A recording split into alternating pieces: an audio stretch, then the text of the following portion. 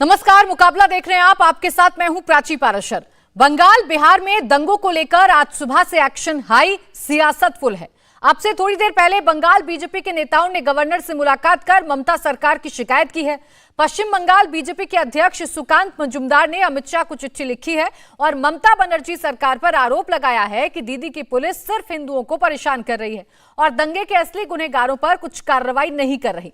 वहीं ममता बनर्जी ने भी बीजेपी पर फिर से बड़ा आरोप लगाया है और कहा है कि हिंसा बंगाल की संस्कृति नहीं है। बीजेपी ने बाहर से गुंडे बुलाए। सियासत बिहार के दंगों पर भी जारी है। नीतीश कुमार पर बीजेपी आरोप लगा रही है कि नीतीश कुमार को दंगों से निपटने की चिंता नहीं है, वो तो इफ्तार पार्टी में व्यस्त हैं और 2024 के सपने देख रहे हैं।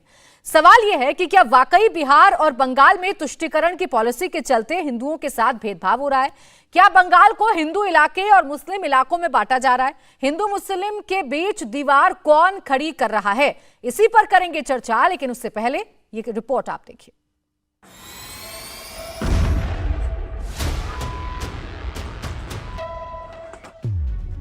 बिहार और बंगाल में दंगे की आग, सियासत बेहिसाब।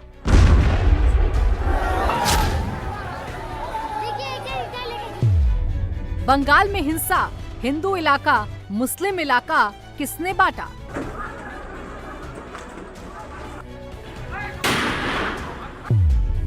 जलता रहा बिहार शरीफ, इफ्तार पार्टी में व्यस्त रहे नीतीश।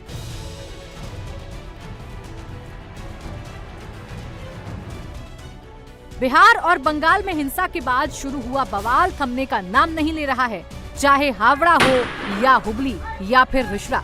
सबने देखा कि कैसे दंगाइयों ने हालात बेकाबू किए। दंगों के बाद बंगाल सरकार और पुलिस एक्शन भी ले रही है, पर सिचुएशन अभी भी ठीक नहीं है। बंगाल की सीएम ममता बनर्जी दंगों के लिए सीधे सीधे बीजेपी को जिम्मेदार ठहरा रही है, बीजेपी पर ही सवाल खड़े कर रही है। ममता बनर्जी ने अमित शाह के बहाने बीजेपी को घेरा। उन्होंने कहा कि बजरंग दल दंगा कराता है, बीजेपी हिंसा कराती है। लटका के मरेंगे। देवदीप थैंक यू বলেছে ঝুলিয়ে পেটাবো, বাংলাটা হচ্ছে উল্টো করে ঝোলাবো, ক্ষমতায় ফিরলে দাঙ্গাবাজদের উল্টো করে ঝোলাবো। আমি তাদের একটু জিজ্ঞেস করি, সত্যি করবেন তো? তাহলে আজ করছেন না কেন? দাঙ্গা তো করছে বিজেপি, দাঙ্গা তো করছে বজরং দল, দাঙ্গা তো করছে আপনার সমস্ত বিজেপির লোকেরা। তারা গিয়ে এলাকা এলাকায় দাঙ্গা করছে, কেন তাদের উল্টে পেটাচ্ছেন না? যেটা নিজেকে বলছেন charity begins at home. Mamata Banerjee पहले भी कह चुकी हैं कि हिंदू शोभा यात्रा मुस्लिम इलाकों से ना निकाली जाए। बीजेपी बंगाल की तुलना 10 साल पहले के कश्मीर से कर रही है। आरोप लगा रही है कि ममता की पार्टी बंगाल को हिंदू इलाके और मुस्लिम इलाकों में बांट रही है और इन सब के पीछे टीएमसी की वोट बैंक पॉलिटिक्स है। जानबूझकर ममता ने कर रहा है, 100% मुस्लिम वोट लेने के लिए कर रहा है, मुस्लिम को देश विरोधी बनाने के लिए कर रहा है। लेकिन मुस्लिम लोग ऐसा पहले नहीं था। ये वोट बैंकिंग पॉलिटिक्स है, इसके पीछे और कुछ नहीं है। वहाँ का जो मुस्लिम लोग हिंदू लोग एक साथ मिलकर चलते था। पहले वाम ने पहले वोट बैंकिंग के लिए कोशिश किया, अभी ममता ने उससे ज्यादा कर रहा है। तो दूसरी तरफ बिहार में भी दंगे को लेकर सियासत आई है। बीजेपी का आरोप है कि नीतीश कुमार दंगों के वक्त इफ्तार पार्टी में व्यस्त थे। बीजेपी ने नीतीश के इफ्तार पार्टी में जाने पर सवाल उठाया और तुष्टीकरण की राजनीति का आरोप लगाया। तुष्टीकरण की हद ये न करें कि बिहार में आज तक किसी हिंदू ने तजिया पर कोई पत्थर नहीं फेंका, ससराम जल रहा हो, नालंदा का वोट लेंगे और नालंदा के हिंदुओं को संरक्षण नहीं देंगे, उनके आस्था के जुलूस को। नीतीश बाबू बहुत दिन हो गया, अब ये नहीं चलने वाला है। और नीतीश कुमार की दुर्गति तो ये होगी, इनकी हालत रमखुदैया की होगी, न इधर के रहे सनम न इधर के रहे। लेकिन जेडीयू ने बीजेपी पर माहौल बिगाड़ने का आरोप लगा दिया। हम लोग बार बार ये कहते हैं कि भारतीय जनता पार्टी के जो लोग हैं और उनके जो सहयोगी संगठन हैं, वो सांप्रदायिक माहौल खराब करने का प्रयास करते हैं। दंगों की आग में जलते बिहार और बंगाल में हालात ठीक नहीं हैं। ऐसे हालात में सवाल उठता है कि दंगों को अपने अपने सियासी फायदे के लिए हिंदू और मुस्लिम में बांटना कितना जायज है। क्या बंगाल में सचमुच हालात 10 साल पुराने कश्मीर जैसे हैं? क्या टीएमसी बंगाल को हिंदू इलाके और मुस्लिम इलाकों में बांट रही है? क्या बिहार में नीतीश सरकार दंगों से निपटने की बजाय मुस्लिम तुष्टीकरण में व्यस्त है? इसी पर चर्चा करेंगे। हमारे साथ खास मेहमान जुड़ गए हैं। प्रियंका टिब्रेवाल, प्रवक्ता बीजेपी, जूही विश्वास, प्रवक्ता टीएमसी, विनोद बंसल, प्रवक्ता विश्व हिंदू परिषद, अभिषेक झा, प्रवक्ता जेडीयू, सतीश दास, प्रवक्ता आरजेडी। आप सभी का बहुत बहुत स्वागत है। मैं अभिषेक झा जी आपसे शुरुआत कर रही हूं। एक तरफ बिहार जलता हुआ नजर आया, एक तरफ दंगे की आग में लोग परेशान नजर आए, पीड़ित नजर आए। दूसरी तरफ आपके मुख्यमंत्री पीड़ितों के जख्मों पर मरहम लगाने की बजाय इफ्तार पार्टी में अंगूर और संतरे खाते हुए नजर आ रहे हैं। क्या ये है अब सियासत का तरीका बिहार में? देखिए, इस विश्लेषण से मैं इत्तेफाक नहीं रखता हूं। ईश्वर का, अल्लाह का लाख लाख शुक्र है अभी कि बिहार में स्थितियां कुछ समय पहले ही काफ़ी हद तक सामान्य हो चुकी हैं। 38 जिले हैं बिहार में और सिर्फ 2 जिलों से इस तरह की खबरें सामने आई थी। हालांकि अगर कहीं से भी खबरें सामने आती हैं, कोई एक भी व्यक्ति हताहत होता है तो हमारी जवाबदेही बनती है, जिम्मेदारी बनती है। प्रशासन के लोग इस दिशा में लगातार काम करें, मुस्तैदी से काम किया जा रहा है, गिरफ्तारियां भी की जा रही, कार्रवाई भी सुनिश्चित की जा रही है। अब इसको इस एंगल से देखना कि नीतीश कुमार जी का ध्यान इन मसलों पर नहीं है, ये कहीं से भी उचित और वाजिब नहीं है। नहीं तो कैसे रमजान का पाक महीना चल रहा है और आपने प्रायोरिटी दिखाई इफ्तार पार्टी में जाना। आपने क्या ये प्रायोरिटी दिखाई कि जो लोग पीड़ित हैं, जो टकटकी लगाए आपको देख रहे हैं, जिन्होंने दंगे के इस दंश को झेला है, आप उनके घर पर चले जाएं, आप मौके का ही मुआयना कर लें जाकर, एसी के कमरों में बैठकर? क्या विश्लेषण होता है सर? प्राची जी, कितनी कैजुअलिटीज हुई हैं बिहार में? कितनी कैजुअलिटीज हुई हैं? तो कैजुअलिटी होगी तभी आप जाएंगे? इंतजार करेंगे कि मौत हो जाए? लाशों पर राजनीति करने के लिए जाएंगे क्या? कितनी कैजुअलिटीज? नहीं, लाशों पर राजनीति करने जाएंगे क्या? प्राची जी, लाशों पर राजनीति करने जाएंगे क्या? किसी और के हिसाब से नहीं, किसी और के हिसाब से सेट किए एजेंडा के हिसाब से जवाब नहीं देंगे ना हम। नीतीश कुमार जी की प्राथमिकता रही है बहुत अच्छा है अभिषेक झा जी, आपसे आपकी जिम्मेदारी को लेकर सवाल पूछ लें तो आपको ये सेट किया हुआ एजेंडा लगने लगता है। कमाल करते हैं सर, बिहार की सत्ता में बैठे हुए हैं, मुख्यमंत्री हैं नीतीश कुमार। नहीं, आपको क्यों इतनी उम्मीद तो कम से कम की जा सकती है कि वो पीड़ितों से ही मिलने जाकर, जहां दंगा हुआ है, मौके का मुआयना ही कर लें कम से कम। कुमार जी ने जिनके घर जले हैं वहीं चले जाएं कम से कम। बोलने का मौका दीजिए मुझे। मेरा आपसे यही आग्रह होगा कि मुझे आप पर्याप्त बोलने का। मैं आपको बोलने का पूरा मौका दूंगी, लेकिन सर मेरे सवालों को अगर आप एजेंडा कहेंगे तो फिर मैं आपसे और भी सवाल करूंगी। नहीं, मैंने आपके सवालों को आप रिवाइंड करके सुन लीजिए। मैंने आपके सवालों को एजेंडा नहीं बताया। मैंने साफ तौर पर कहा कि किसी और के एजेंडा के हिसाब से मुझे जवाब नहीं देना है। भाई, कुछ लोग हैं, कुछ पार्टियां हैं देश में, विपक्ष के लोग हैं यहाँ बिहार के अंदर, जो लोग अपने हिसाब से एजेंडा को प्लान करते हैं, सोचते हैं कि तनाव पैदा किया जाए, माहौल खराब किया जाए। अरे, गंगा जमुनी तहजीब वाला अपना देश है और इस देश में हम लोग सभी जाति धर्म के लोगों का सम्मान करते हैं। और बहुत सारे अब सुनिएगा, अभी भाजपा के प्रवक्ता बोलना शुरू करेंगे इस मुद्दे पर। हम लोगों ने बहुत सारे टीवी चैनल्स पर डिबेट कर ली है। ये लोग किसी खास समुदाय को टारगेट करके बोलते हैं। हमारा ऐसा मानना है कि अपराधी की कोई जाति नहीं होती, कोई मजहब नहीं होता, कोई धर्म नहीं होता।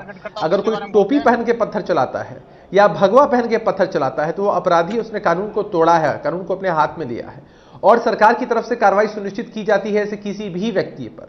तो हम लोग कभी धर्म के चश्मे से इन चीजों को नहीं देखते हैं। सरकार अपनी जवाबदेही से पीछे हटने की बात नहीं करती है।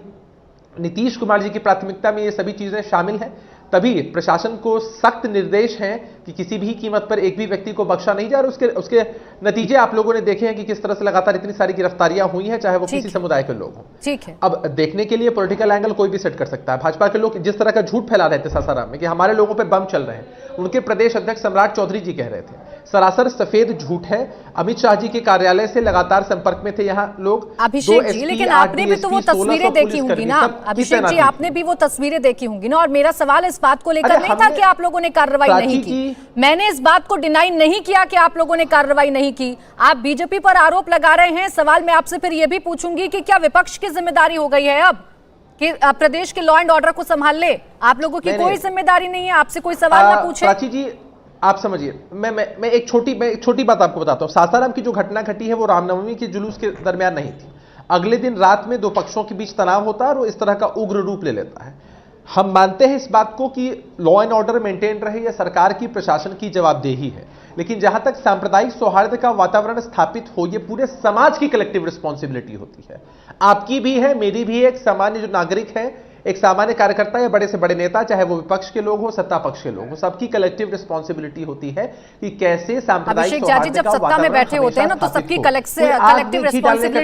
कलेक्टिव रिस्पॉन्सिबिलिटी का ध्यान दिलाने से अच्छा ये है कि आप लोग अपनी जिम्मेदारी भी समझें और ये बताएं कि बिहार में जो हुआ है वो किस वजह से हुआ, बिहार में जो लॉ एंड ऑर्डर की स्थिति बिगड़ी वो किस वजह से बदली, आप लोग क्यों नहीं गए मौके पर। आपके सीएम को इतना वक्त था कि वो इफ्तार पार्टी में चले गए, लेकिन मौके पर जाकर ये विश्वास दिलाने की कोशिश नहीं की कि बिहार में सब कुछ ठीक है। इस जगह पर ही रील क्यों फंसी हुई है? उल्टा आप लोग तो टीवी चैनल्स पर आकर ये डिनाई कर रहे हैं, कह रहे हैं छोटी छोटी घटनाएं हुई हैं, इतना बड़ा कुछ हुआ नहीं है। सीएम साहब हर चीज पर पैनी नजर रख, ठीक है, मैं लोग इफ्तार पार्टी में उनको बुलाते हैं, 10 मिनट 15 मिनट 20 मिनट का समय वो देते हैं ताकि एक सौहार्द का संदेश जाए। कैसा सौहार्द है? एक तरफ बिहार चल रहा है और दूसरी तरफ आप सौहार्द बनाने के लिए चले जाएंगे इफ्तार पार्टी में। इफ्तार पार्टी में जाना कोई गुनाह नहीं है, आप जाइए, सामाजिक सौहार्द की परिभाषा दीजिए, लेकिन जब एक तरफा होगा तो आपसे सवाल पूछे जाएंगे। आपके हिसाब से आपके हिसाब से प्राची जी, सीएम साहब को किसी इफ्तार पार्टी में नहीं जाना चाहिए? मैंने ऐसा कहा ही नहीं। आप शायद अब रिवाइंड करके मेरे जवाबों को सुन लीजिए, आप रिवाइंड करके मेरे सवालों को सुनिए, मेरे जवाबों को सुनिए, मैंने ऐसा कहा ही नहीं। आप अपनी तरीके से तोड़ेंगे मरोड़ेंगे तो फिर देख लीजिए सर, अब यहाँ बैठकर भी आपको सियासत करनी है तो करते रहिए आप सियासत। प्रियंका टिब्रेवाल जी, नहीं है वो एंगल कहीं से पूछिए, सीधे आरोप है आप लोगों पर, सीधे आरोप है आप लोगों पर कि कहीं भी दंगा होता है तो आप सियासी रोटियां सेकने लग जाते हैं। ये आपकी पॉलिटिक्स को सूट करता है, इसलिए आप खुलकर समाज को बांटने की कोशिश करते हैं। देखिए, जहां पर अगर 40 लोगों को गिरफ्तार किया गया है, उसमें से चीख चीख के अगर किसी राज्य के मुख्यमंत्री बोलती है कि विश्व हिंदू परिषद दंगा फैलाती है, बजरंग दल दंगा फैलाती है, राम का नाम लेने वाले दंगा फैला रहे हैं, तो उससे उनकी मानसिकता का परिचय आपको मिल जाता है कि उन्होंने क्या निर्धारित कर रखा है। जब एक मुख्यमंत्री ये कहती है कि 5 दिनों तक राम की यात्रा क्यों चाहिए, जब एक मुख्यमंत्री ये कहती है कि किसी मुसलमान समुदाय के लोग जहां रहते हैं वहां से यात्रा मत गुजारिए, तो उससे उनकी सोच का परिचय मिलता है। मैं ये पूछना चाहती हूँ, देश का मुसलमान भी उस देश का उतना ही नागरिक है जितना देश का हिंदू, तो फिर क्यों कोई हिंदू मुसलमान के गलियों से नहीं गुजर सकता? आज इतनी समर्थता नहीं है एक सरकार में कि वो देख सके कि कोई भी तरह का आतंक नहीं हो, कोई भी तरह का उनके ऊपर वार नहीं हो, जबकि ये लगातार दूसरी बार हुआ है पश्चिम बंगाल में, और उसी जगह पर हुआ जहां पिछले साल हुआ था। अभी मेरे भाई जेडीयू से कह रहे थे, यहाँ काफी बातें कर रहे थे, मैं इनसे पूछती हूँ कि जब वहां पर भाजपा थी तब किस तरह का आतंक हो रहा था बिहार में? मुझे बताइए कि लॉ एंड ऑर्डर सब्जेक्ट जो स्टेट का है वो कितनी बढ़िया से सुलझा हुआ था बिहार में।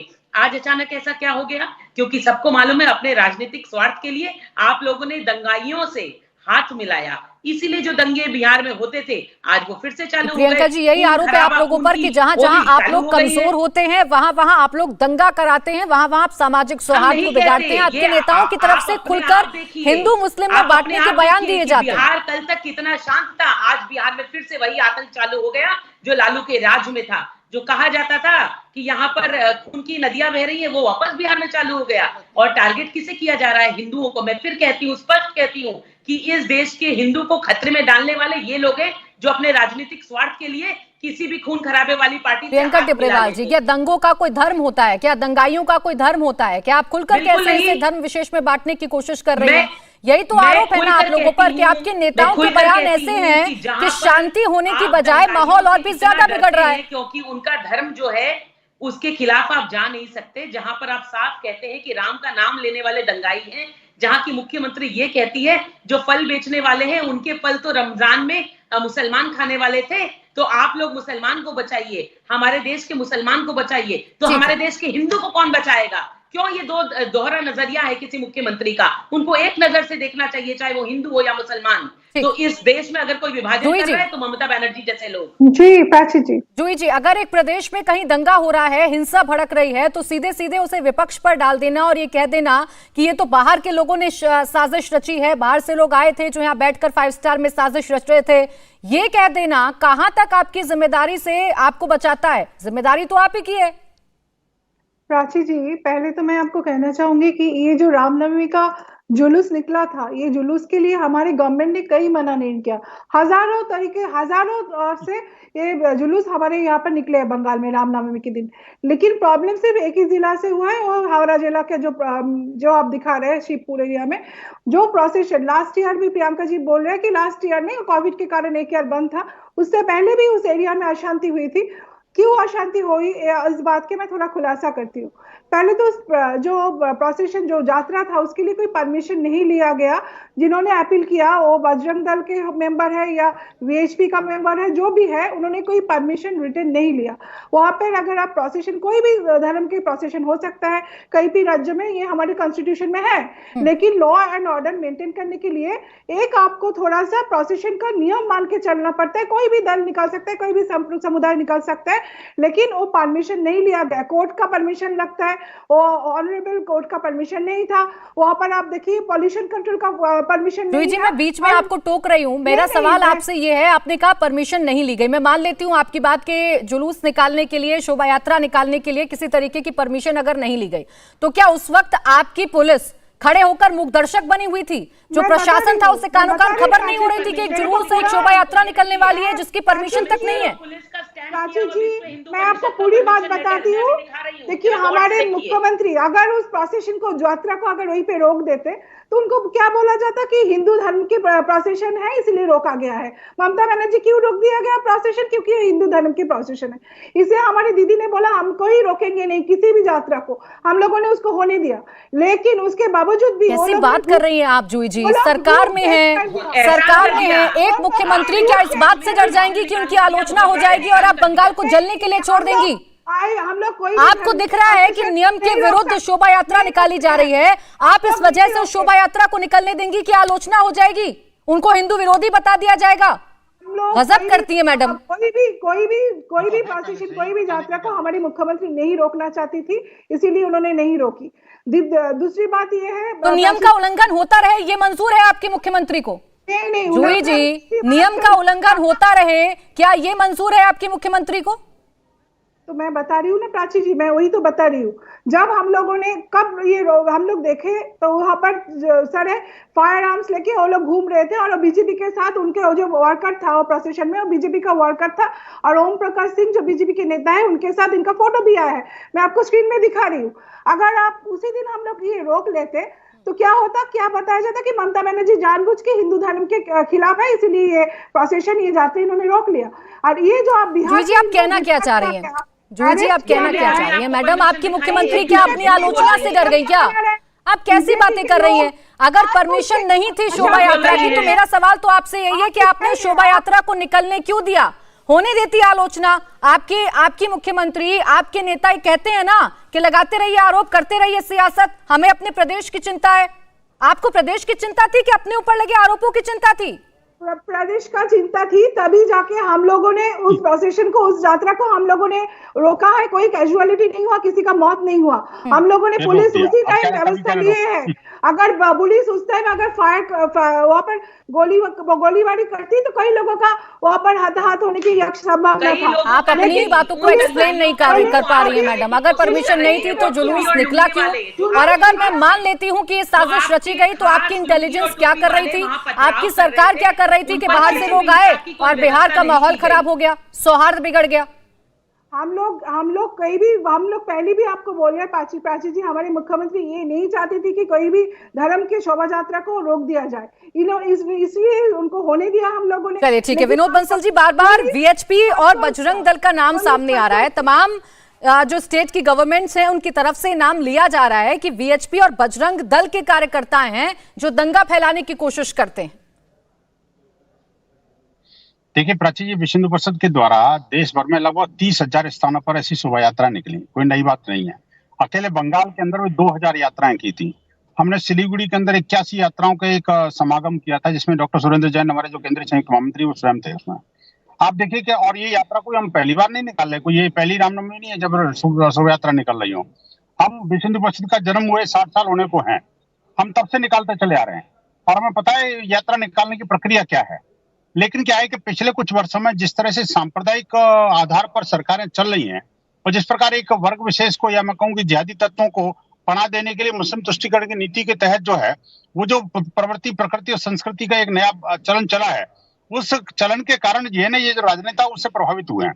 मैं कहना चाहता हूं, देखिए कि ममता जी का जो स्टेटमेंट था या ममता जी के प्रवक्ताओं का जो स्टेटमेंट है, आपके चैनल पर भी बार बार बदलने को उतारू है।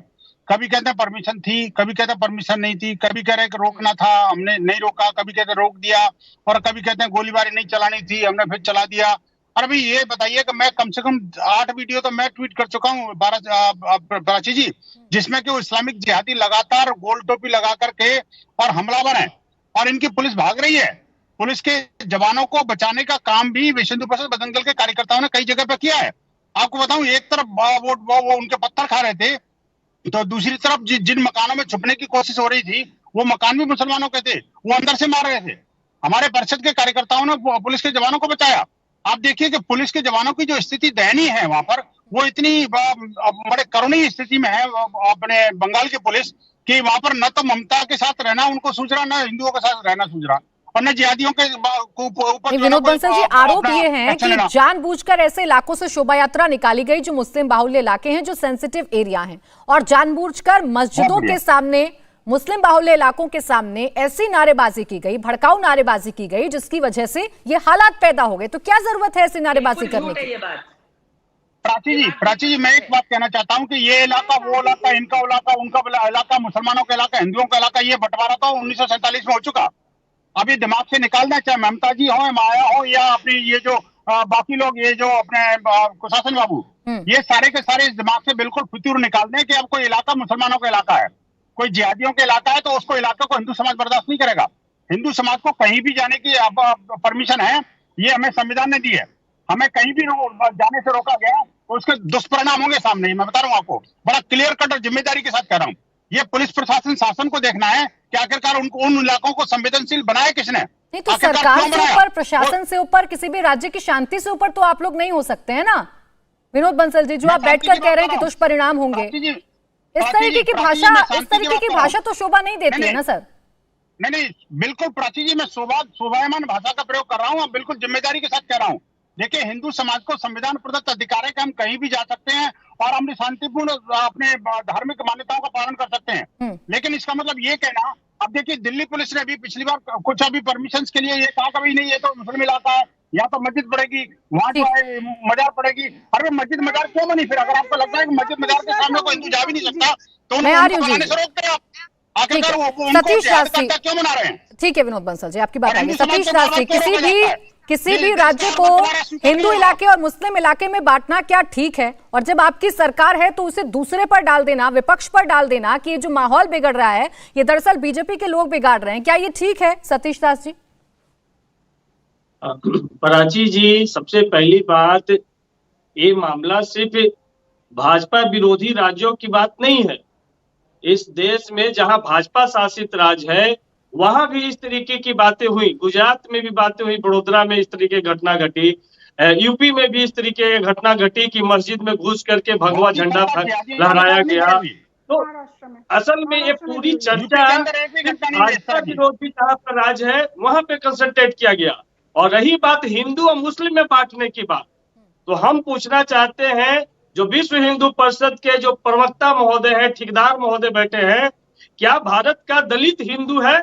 क्या भारत का पिछड़ा हिंदू है? जब आपके मंदिर वो निकाल दीजिए, वो हिंदू है, हिंदू ही है। राष्ट्रपति को हिंदू समाज नहीं दिया जाता है, वो हिंदू समाज हिंदू पर कहाँ चली जाती है? जब इसी बिहार के मुख्यमंत्री जीतनराम मांझी करते हैं, उस मंदिर में जाने के बाद उस मंदिर को धोया जाता है, तब ये हिंदू संगठन कहाँ चले जाते हैं? जब रोहित वेमुला की हत्या होती है तब हमारे लिए वीर समाज जाते हैं, और दलित पिछड़ों को अधिकार देना होता है। एक-एक करके विनोद बंसल जी और सतीश जी, एक-एक करके प्लीज। विनोद बंसल जी, आपकी आवाज कट जा रही है, फिर आवाज नहीं आ रही, मैं आऊंगी आपके पास। करने होते हैं तो ये हिंदू और मुस्लिम करते हैं। रही बात सतीश जी, ऐसे वक्त में जब आपको अपने प्रदेश के सौहार्द को संभालना चाहिए, माहौल को संभालना चाहिए, आप जातियों का बंटवारा करने चल दिए। अब ये सियासत होगी? जातियों का जिक्र तो मुझे नहीं लगता कि यहाँ पर ना मैंने किया, ना विनोद बंसल जी ने किया, ना जेडीयू ने किया, ना बीजेपी ने, और ना ही टीएमसी ने। ये कौन सी राजनीति कर रहे हैं आप? हिंदू करके संबोधित कर रहे हैं, लेकिन इसी हिंदू में 6,743 जातियों में इसका बांट दंगों रखे से हैं। क्या मतलब है? अरे हम इसका दंगों से क्या मतलब है? समझाइए जरा मुझे। प्राची जी, मैं सबसे सिर्फ ज्यादा इसका दंगों से क्या मतलब है? सतीश जी, सबसे ज्यादा इसका दंगों से क्या मतलब है? इस देश में रामनवमी से पहले विश्व हिंदू परिषद आरएसएस में नौजवानों के हाथ में तलवार बांटे हैं। ये पार्टियां तलवार ले रही हैं, इनके पास, क्योंकि उनके हाथ में कलम इन नहीं पार्टियों को फांसी पर लटकाना पड़ेगा। जनता समझ रही है। और रही बात बिहार की, तो 2 जिलों से जो घटना आई है, हमारी सरकार मुस्तैद है और 173 लोग जो दंगाई थे वो गिरफ्तार किए गए। ठीक है सर, कार्रवाई की है, इस पर कोई सवाल नहीं खड़े कर रही हूँ, लेकिन अगर जातियों की सियासत करने बैठ जाएंगे दंगों पर, तो फिर आपसे सवाल पूछे जाएंगे कि ये सियासत का कौन सा स्तर हो गया है कि एक तरफ दंगे की आग में जल रहा है प्रदेश और दूसरी तरफ आप जातियों के बंटवारे की बात करने बैठ गए। प्रियंका टिब्बरवाल जी, सवाल अब आपसे इस वजह से है क्योंकि चाहे टीएमसी की प्रवक्ता हूं, जेडीयू के प्रवक्ता हूं, सतीश जी हूं, ये तमाम लोग ये कह रहे हैं कि सामाजिक सौहार्द को बिगाड़ने का काम आपके नेता करते हैं, तमाम भड़काऊ बयान देते हैं और आप खुलकर हिंदू मुसलमान करने लग जाते हैं। आपकी भी तो केंद्र में सरकार है ना, जिम्मेदारी है ना कि स्टेट्स में लॉ एंड ऑर्डर बरकरार रहे। कम से कम ऐसी अपील आप लोग कर दें कि शांति बनाए रखें, हिंदू मुसलमान करने से ज्यादा। हम तो बिल्कुल यही चाहते हैं कि शांति बनी रहे, मगर जब आप किसी के सर पर तलवार रख करके एक मुख्यमंत्री कहती हैं कि राम कहने वाले हर कोई राइटर्स हैं, ये अभी कहा है 2 घंटे पहले ममता बनर्जी ने कि राम और वाम जो है वो दोनों मिलकर एक हो गए हैं और जो लोग राम करते हैं वही लोग राइटर्स हैं, यानी वही दंगावादी हैं। तो ये बात एक मुख्यमंत्री खुद कहती है, जबकि इन्वेस्टिगेशन पेंडिंग है, किसने क्या किया वो पकड़े तक नहीं गए हैं, लेकिन मुसलमानों को आरक्षण दिया, संरक्षण दिया और ये भी कह दिया कि भाई उनको आप संभाल के रखिए, उनके ऊपर कोई ठेस नहीं पहुंचनी चाहिए क्योंकि वो मेरे दूध देने वाली गाय है, उनकी तो हम लाज भी खाएंगे। ये मुख्यमंत्री के बयान है, मेरे नहीं। तो ऐसे राज्य में आप कैसे सोच सकती हैं कि हिंदू सुरक्षित है? क्योंकि जिनको पकड़ा जा रहा है, जो आंकड़े दिखाए जा रहे हैं, उसमें से 99% जो है हिंदू घरों से लड़कों को उठाया जा रहा है जबरन, जिन्होंने प्रियंका जी, एक फोटो जूही जी भी दिखा रही हैं उस शख्स की जिसे आज बिहार से गिरफ्तार किया गया है। सीधे सीधे उसका ताल्लुक बीजेपी से बताया जा रहा है और ये बात कही जा रही है टीएमसी की तरफ से कि भाई ये रिश्ता क्या कहलाता है? देखिए, हम तो यही पूछना चाहते हैं कि कल्याण बनर्जी के जो खास हैं, जिनकी फोटो हर जगह रामनवमी की रैली में दिख रही है, वो क्या करने गए थे वहां? दंगा भड़काने। क्योंकि ये सरकार जो है, इन्होंने सागर डिगी के इलेक्शन में जो इनकी हालत हुई है, मैं आपको 3 चीजें बताती हूँ स्पष्ट कि क्यों मुसलमानों को खुश करने की ये जो है पूरी काम टीएमसी कर रही है, क्यों चल रहा है।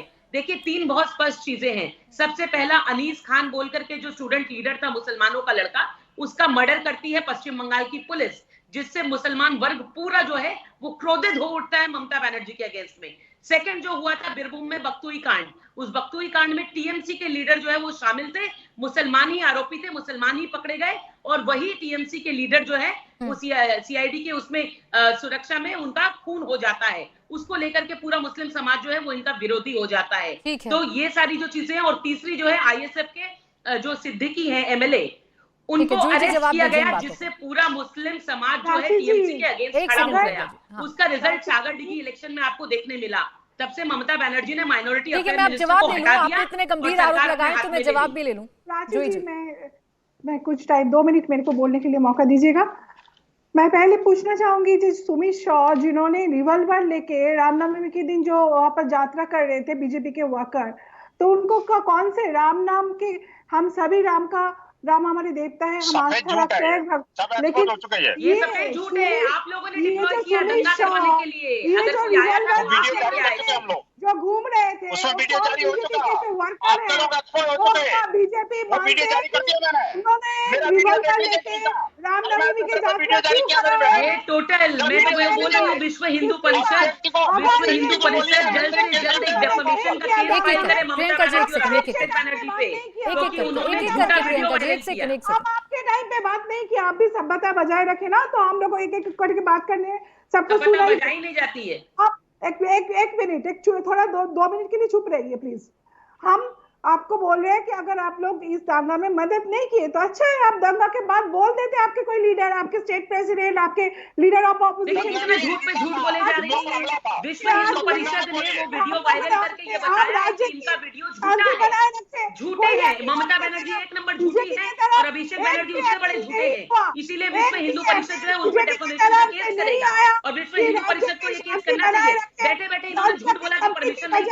अभी मैंने आपको दिखाया कि परमिशन थी, अभी मैंने आपको शेयर करके आपको दिखाया कि परमिशन थी, और ये आपके सामने बैठ करके इधर झूठ बोल रही है। उसमें कमिश्नर ऑफ पुलिस हावड़ा का स्टैंप लगा हुआ है, ये कैसे झूठ बोल सकती हैं? हम लोगों ने कैसे झूठ बोल सकती हैं? क्योंकि तुष्टीकरण की राजनीति करनी है, जो खुद कहते हैं मुसलमानों की लात खानी है, हिंदुओं को लात मारनी है। जी पहले आप डिसाइड कर लीजिए, आपने परमिशन दी थी कि आपने परमिशन नहीं दी थी? मैडम आप मुझे कंफ्यूज कर रही हैं।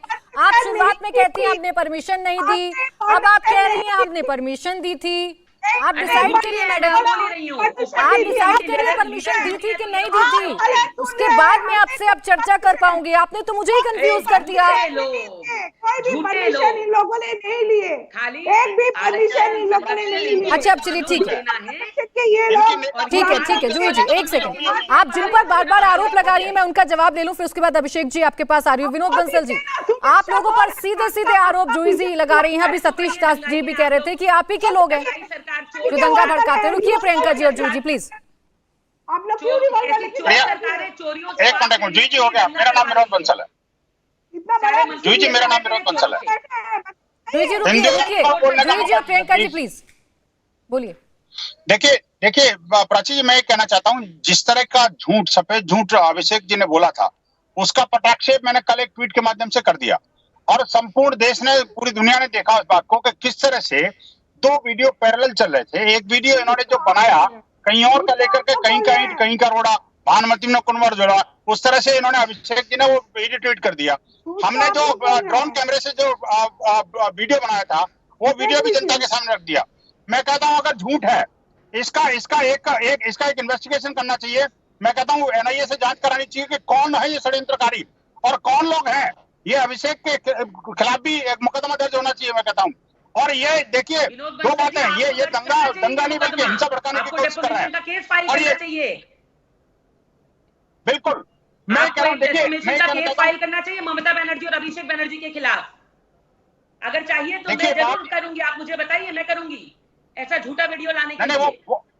वो वीडियो सार्वजनिक पटल पे है, मैंने कल ट्वीट कर दिया है। जिसको करना है वो करिए और जो नहीं करना जनता अपने आप फाइल करेगी। आप चिंता मत करिए प्रियंका जी, ये सारे लोग अपने आप एक्सपोज होने वाले हैं। बंगाल की जनता बहुत बुद्धिमान जनता है। बंगाल की जनता प्रियंका जी, जूही जी और विनोद बंसल जी, देखिए मैडम एक एक करके आप लोग बात करिए। अगर आप एक साथ तीनों बोलने लग जाएंगे तो मैं चर्चा नहीं कर पाऊंगी। आप लोगों की ना तो बात आ पाएगी ना स्टैंड क्लियर हो पाएगा। समझिए कि बहुत संवेदनशील मुद्दे पर हम चर्चा कर रहे हैं। मैं विनोद बंसल जी एक सेकंड, चूंकि आपका नाम सिर्फ बंगाल ही नहीं बल्कि बिहार में भी लिया जा रहा है। अभिषेक झा जी अभी आप ही के सहयोगी हैं सतीश दास जी, वो सीधा सीधा कह रहे हैं कि वीएचपी और बजरंग दल जिम्मेदार है, उनके कार्यकर्ता जिम्मेदार हैं। तो क्या कोई जांच आप लोगों ने कर ली है, पुष्टि हो गई है इस बात की कि वीएचपी, बजरंग दल या बीजेपी के लोग इसमें शामिल थे? प्राची जी देखिए ये सवाल मुझसे है आपका? जी आपसे एक सेकंड विनोद जी, एक सेकंड अभिषेक जी। अच्छा अभिषेक जी बोलो। देखिए अनुसंधान लगातार चल रहा है, जो भी लोग इसके पीछे के साजिश करता है, जिन लोगों ने भी ये इस चीज को अंजाम दिया है, निश्चित रूप से पटाक्षेप होगा, सब कुछ सामने आएगा। मैं एक छोटी बात आपको याद दिलाना चाहता हूं कि पिछले बार रामनवमी के समय लगभग 10 प्रदेशों से इस तरह की घटनाएं सामने आई थी। जहां तक मेरा स्मरण है लगभग 5 प्रदेशों में भाजपा की सरकारें थीं। हमने बार बार कहा है कि धर्म के चश्मे से इसको देखने की जरूरत नहीं है, और भाजपा के लोग तो ऐसा करते हैं कि ना खंजर पर छीटे न दामन पर दाग। सुन लीजिए, न खंजर पर छीटे न दामन पर दाग, तुम कत्ल करो हो कि करामात करो। मतलब आप लोग तो ऐसे साफ गोई से निकलना चाहते हैं जैसे लगता है कि आपने कभी कुछ किया ही नहीं। खैर जांच हो रही है, मामला सामने आएगा। दूसरा प्राची जी एक चीज देख लीजिए, आप भाजपा की प्रवक्ता हैं, अभी जिस तरह की भाषा वो बोल रही है साफ तौर पर इस तरह से चिल्लाएंगे तो मैं अपनी बात को कैसे कहता हूं? अभिषेक जी को कंप्लीट करने दीजिए। विनोद बंसल जी मैं फिर आप ही के पास लौट रही हूँ, आप अपनी बात को कंप्लीट करिएगा। एक सेकंड उनको कंप्लीट करने दीजिए, बोलिए अभिषेक जी। अच्छा मैंने आपको जो मैंने शुरू में आपको कहा था ना कि आप भाजपा के जो प्रवक्ता हैं उनको बोलने का मौका दीजिए, स्थितियां स्पष्ट हो जाएंगी। भाजपा की जो प्रवक्ता है उन्होंने अपनी शब्दावली से इस बात को प्रूव किया है कि किस खास समुदाय को वो टारगेट करना चाहती है। मेरा सीधा सवाल इन लोगों से है कि जिस भी इंसान पर ज्यादती होती है, जिसके साथ भी नाइंसाफी होती है, वो हिंदू होता है, मुसलमान होता है या इंसान होता है, और जिसने भी गलती की है उसका क्या मजहब है, क्या धर्म है उसका, इस बात का जवाब दें। क्यों ये तुष्टिकरण की नीति अपनाते हैं? क्यों ये किसी खास समाज के प्रति सॉफ्ट और किसी खास समुदाय के प्रति आग उगलने की बात करते हैं? प्राची जी, आपने भी उनको इस बात पर टोका था। ये लोग इस बात को क्यों नहीं साबित करते हैं? ठीक है, ये लोग इस बात को साबित करें या ना करें, मैं इस पर जवाब लूंगी, लेकिन एक बात बताइए अभिषेक जी, क्या ये बात शोभा देती है, क्या ये बात सेंसिटिव लगती है आप लोगों को कि जिस मामले की अभी जांच चल रही है, जिसका रिजल्ट अभी आया नहीं है, उसका रिजल्ट आपने पहले से ही डिक्लेयर कर दिया, आप लोग पहले से ही मान के बैठ गए कि ये तो वीएचपी, बजरंग दल और बीजेपी की साजिश है? मुझे नहीं प्राची जी, आज का डिबेट आपने किया, आज की इस डिबेट पे मैंने किसी संगठन का नाम नहीं लिया। हमारी पार्टी के किसी भी वरिष्ठ नेता या किसी भी आधिकारिक प्रवक्ता का आप बयान देखेंगी, चलाएंगी, तो हमने अभी तक किसी भी संगठन का औपचारिक रूप से नाम नहीं लिया है। आपके सहयोगी बैठे हैं ना, सतीश दास जी, अभी आपके सामने नाम ले रहे थे। अब वो दूसरी पार्टी के हैं ना, वो दूसरी पार्टी तो है ना, आपके प्रवक्ता हैं, सम्मानित विधायक हैं, वो अपनी बातों कह रहे हैं। मैं अपनी पार्टी का पक्ष आपके सामने रखने आया हूं, ना कि महागठबंधन के हर एक दल का पक्ष रखने के लिए। हमारी पार्टी के किसी भी सम्मानित नेता ने, प्रियंका जी प्लीज, आधिकारिक प्रवक्ता बार-बार बीच में अननेसेसरी बोलकर डिबेट खराब होता है, जब तक तथ्य सामने नहीं आते। एक सेकंड, यही तो मजबूरी है अभिषेक झा जी, कैसी बात कर रहे हैं आप दोनों सरकार में हैं। अगर आरजेडी ने कोई नाम लिया है तो कह दीजिए गलत ले रहे हैं, वो नाम खारिज कर दीजिए अभी इसी वक्त इसी मंच पर। भाई हम किसी बात को बिना अनुसंधान पे पहुंचे हुए गलत या सही कैसे कह सकते हैं? हो सकता है राष्ट्रीय जनता दल जो दावा कर रही है वो हूबहू सच हो जाए। कैसे? अरे भाई, बिना जांच के, बिना जांच के, जिस तरह की भाषा बिना जांच के भाषण देते हैं, तो हमने कहा ना साफ, हमने साफ तौर पर कहा कि बिना जांच के हम किसी भी तथ्य तक कैसे पहुंच सकते हैं ना। उनकी बात दो बात एक साथ नहीं हो सकती ना, या तो सतीश जी ठीक हो सकते हैं या सतीश जी गलत हो सकते हैं। अभिषेक जी, या तो जांच का इंतजार कर सकते हैं या तो सतीश जी के दावे पर हम यकीन कर सकते हैं।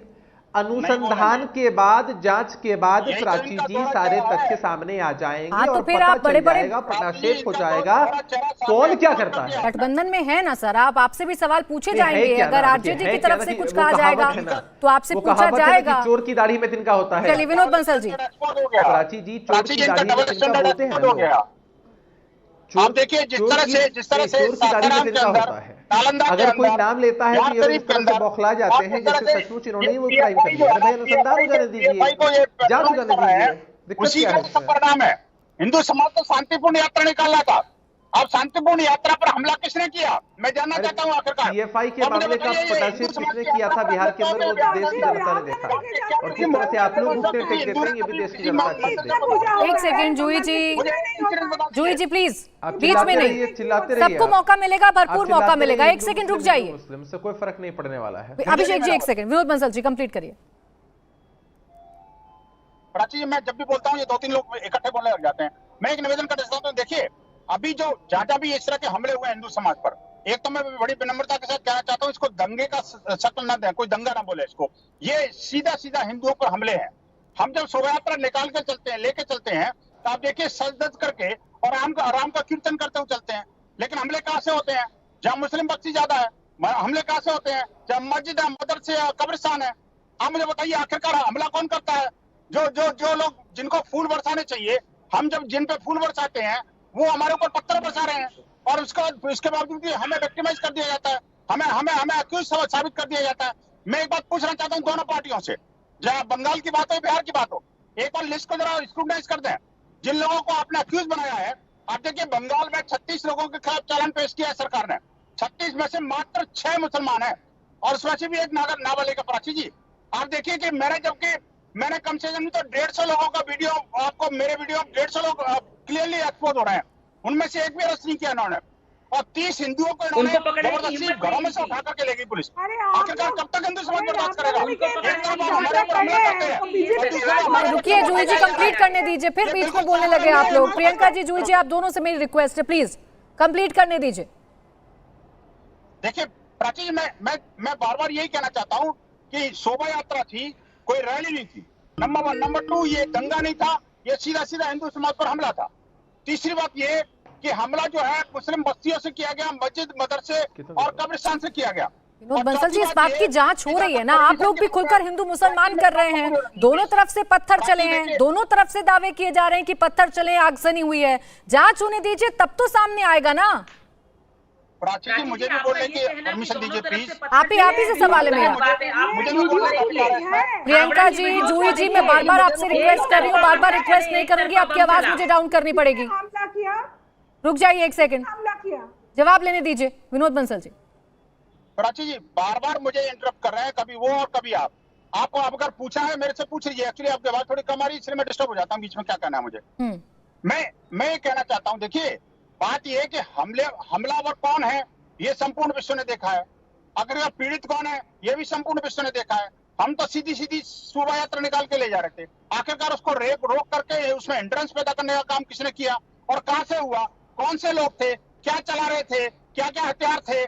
रही बात दूसरी बात, जो आप हमें कह रहे हैं कि परमिशन नहीं थी, या हथियार लहराए जा रहे थे, या नारे लगाए जा रहे थे, या मुस्लिम बस्तियों से जा रहे थे। अरे भैया मैं कहता हूँ, अगर देखिए परमिशन तो 3 मार्च को हमने ले ली थी, वो हमारे पास रिकॉर्ड में अगर नहीं है, आपको कोर्ट में जाइए, हमारे ऊपर केस करिए, हमें गिरफ्तार करिए, हम तैयार हैं। दूसरी बात, जूही जी, अभी अब आप कह रही है परमिशन नहीं था, इससे पहले आप कह रही थी परमिशन था। मैडम, आपके स्टैंड ने मुझे कंफ्यूज कर दिया। आप पहले ये तय कर लीजिए, पता कर लीजिए कि परमिशन थी या परमिशन नहीं थी, उसके बाद फिर आप चर्चा करिएगा। आपने तो मैडम कंफ्यूज करके रख दिया है, आप लोगों को पता ही नहीं है कि आपके प्रदेश में क्या हो गया, आपको कैसे डिफेंड करना है, आपको ये पता ही नहीं है। खैर, समय समाप्त हो गया है। बहुत बहुत शुक्रिया आप सभी का इस चर्चा में जुड़ने के लिए, बहुत शुक्रिया। इंडिया टीवी हर वक्त हर जगह डाउनलोड करने के लिए सर्च करें India TV news Google play store या ऐप स्टोर पर।